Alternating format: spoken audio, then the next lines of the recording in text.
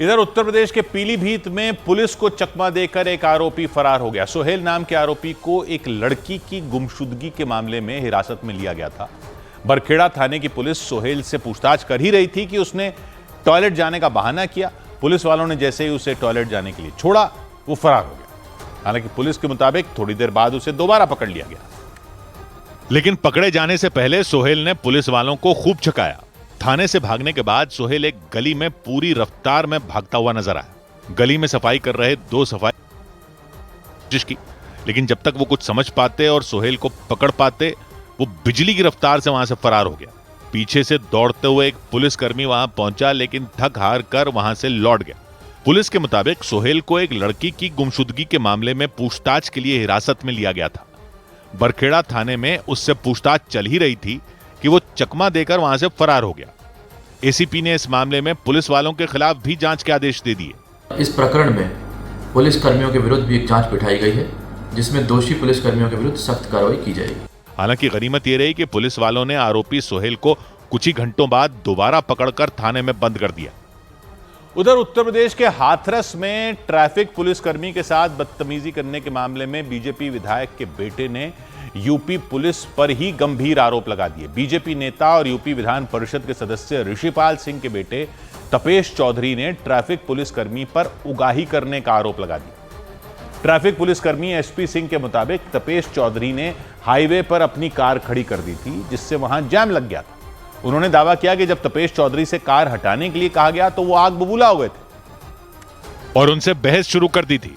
Traffic पुलिसकर्मी SP Singh के मुताबिक तपेश चौधरी से उन्होंने कई बार हाईवे से कार हटाने की अपील की थी, लेकिन वो नहीं माने। उन्होंने आरोप लगाया कि तपेश चौधरी ने उनसे बदतमीजी शुरू कर दी थी। की उम्र है, इसलिए आपकी इज्जत कर रहा हूं। इज्जत कर रहा हूं भाई साहब। इज्जत क्या कर रहे हो तुम? रोड में जाम लगवा रहे हो।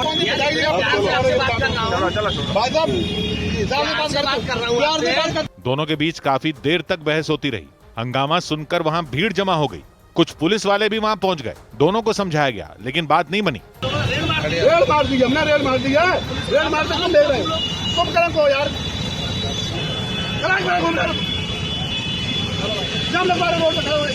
इस घटना के बाद तपेश चौधरी ने आरोप लगाया कि एसपी सिंह लोगों से पैसों की उगाही कर रहे थे और टोकने पर वो बौखला गए थे। वहां पर एक ट्रैफिक पुलिसकर्मी एक आम व्यक्ति से पैसे की उगाही कर रहा था। मैंने उसको उसी बात पर टोका, वो उस बात को लेकर के भड़क गया। तपेश चौधरी ने इसकी जानकारी प्रशासन के अधिकारियों को दी। इधर झारखंड के धनबाद में एक पुलिस चौकी के उद्घाटन के मौके पर व्यापारियों के दो गुटों में ऐसी भिड़ंत हुई कि उद्घाटन कार्यक्रम को टालना पड़ गया। हुआ यह कि व्यापारियों का एक गुट उस पुलिस चौकी के विरोध में खड़ा हो गया, जबकि दूसरा गुट समर्थन में।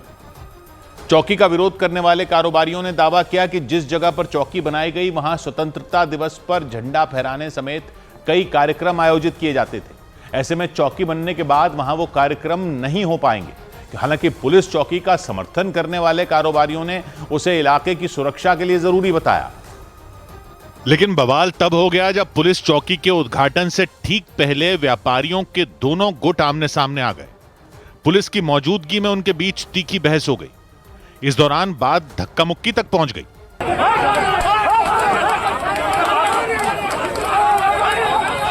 चौंका देने वाला मामला धनबाद के पुराना बाजार इलाके का रहा। वहां पुलिस की नई चौकी के उद्घाटन के लिए बड़ी संख्या में लोग पहुंचे। एसपी सिटी समेत कई बड़े अधिकारियों को उस कार्यक्रम का न्योता दिया गया था, लेकिन उद्घाटन कार्यक्रम शुरू होने से पहले ही वहां व्यापारियों के एक गुट के लोग विरोध करने पहुंच गए।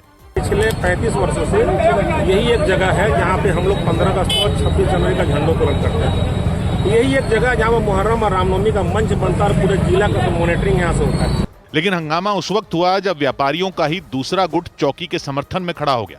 पुराना बाजार की सुरक्षा हेतु, यहाँ के व्यापारियों की सुरक्षा हेतु हम लोगों ने यहाँ पर पुलिस पोस्ट बनाया है। हालांकि बाद में पुलिस ने किसी तरह उन्हें शांत करवाया, लेकिन इस बवाल की वजह से पुलिस चौकी का उद्घाटन कार्यक्रम टाल दिया गया।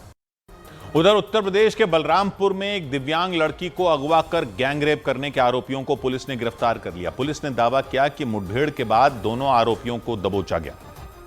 पीड़ित लड़की कोतवाली इलाके में बहादुरापुर पुलिस चौकी से केवल 20 मीटर की दूरी पर रोते बिलखते हुए खेतों में मिली थी। पुलिस के मुताबिक वो दिव्यांग लड़की न तो बोल सकती न ही सुन सकती। हालांकि इशारों में ही उसने पुलिस को और अपने घर वालों को अपने साथ हुई दरिंदगी की घटना के बारे में बताया। पुलिस के मुताबिक पीड़ित लड़की अपने घर से करीब 1 किलोमीटर दूर अपने मामा के घर गई थी। शाम को वो अपने घर के लिए पैदल ही निकली थी, लेकिन पुलिस के मुताबिक उसी दौरान बाइक सवार दोनों आरोपियों ने रास्ते से उसे अगवा किया और झाड़ियों में ले जाकर गैंगरेप किया। हालांकि उस लड़की ने आरोपियों से खुद को बचाने की पूरी कोशिश की।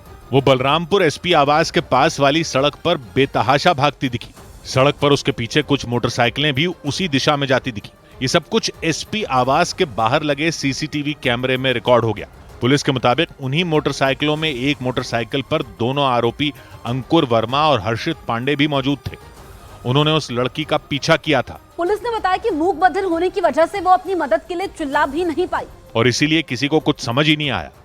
पुलिस ने बताया कि थोड़ी दूर जाने पर आरोपियों ने लड़की को पकड़ लिया था और झाड़ियों में ले जाकर उसका गैंगरेप किया गया।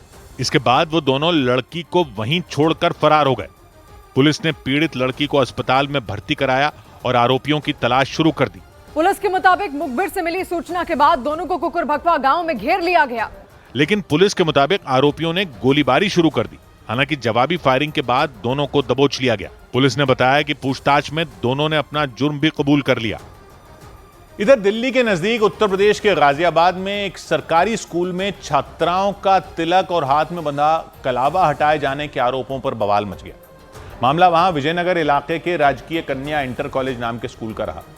आरोप लगाया गया कि स्कूल में कुछ टीचरों ने माथे पर तिलक लगाकर और हाथों में कलावा बांधकर पहुंची छात्राओं को स्कूल में घुसने से रोक दिया, जबकि स्कूल की प्रिंसिपल ने इन आरोपों को सरासर गलत बताया। उन्होंने दावा किया उनके स्कूल में ऐसा कुछ भी नहीं किया गया, लेकिन इस बात की जानकारी मिलते ही हिंदूवादी संगठनों से जुड़े लोग उन छात्राओं के माता पिता के साथ स्कूल के बाहर पहुंच गए और स्कूल प्रशासन के खिलाफ खूब हंगामा किया। हिंदूवादी संगठनों से जुड़े लोगों ने राजकीय कन्या इंटर कॉलेज की प्रिंसिपल से उन टीचरों को हटाने की मांग कर दी जिन्होंने छात्राओं को स्कूल में आने से रोका था।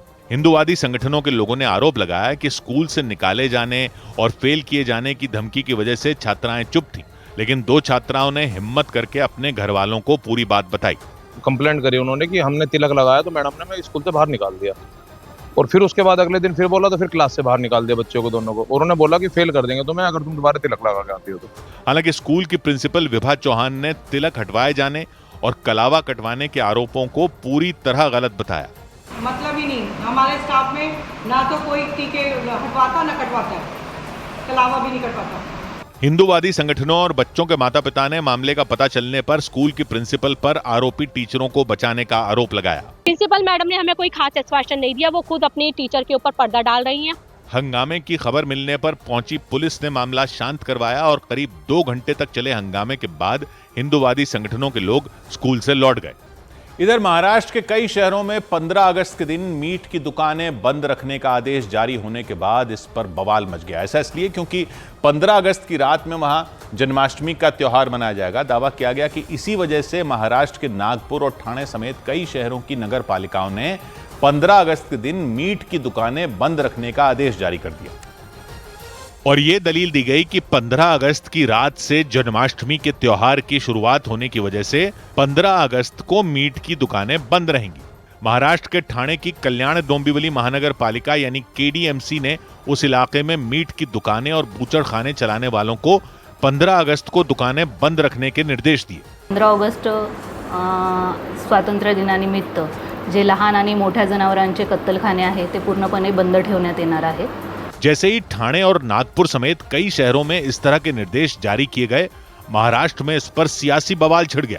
उद्धव गुट के नेता आदित्य ठाकरे ने तो केडीएमसी आयुक्त को हटाने की मांग भी कर डाली। वो नहीं हमें बता सकते कि वेज खाए नॉन वेज खाए, हम तो बिल्कुल नॉन वेज खाएंगे, हमारे घर में खाते हैं। इस पर समाजवादी पार्टी के नेता अबू आजमी ने भी विरोध जताया। उनके अलावा केंद्र सरकार में मंत्री रामदास आठवले ने भी इस फैसले पर ऐतराज जताया। उन लोगों ने यह दावा किया कि किसी भी शहर की नगर पालिका या सरकार को यह हक नहीं है कि वो लोगों के खाने पीने की चीजें तय करे। इधर महाराष्ट्र के ठाणे और नागपुर के बाद दिल्ली में भी जन्माष्टमी के दिन मीट की दुकानें बंद रखने की अपील पर बवाल मच गया। दिल्ली नगर निगम के मेयर राजा इकबाल सिंह ने मीट की दुकानें चलाने वालों से यह अपील की कि वो जन्माष्टमी के दिन अपनी दुकानें न खोलें। और दिल्ली के मेयर राजा इकबाल सिंह ने यह दलील दी कि दिल्ली के लोग सभी धर्मों के त्योहारों का आदर करते रहे हैं। उन्होंने अपील की कि जन्माष्टमी के बाद जैन धर्म का भी त्योहार पड़ेगा। इसी को ध्यान में रखते हुए उन्होंने कुछ दिन तक मीट की दुकानें बंद रखने की मांग की। कुछ दिनों के लिए जब तक त्योहार हमारे हैं तब तक मीट की दुकानें बंद की जाए या ऐसा बनाया जाए कि किसी को इसमें कोई दिक्कत ना हो। इस अपील के बाद बीजेपी विधायक तरविंदर सिंह मारवा ने उनका साथ दिया। उन्होंने तो ये तक कह दिया कि अपील का असर ना हुआ तो उनके समर्थक दिल्ली में मीट की दुकानें ठीक वैसे ही बंद करवाएंगे जैसे सावन के महीने में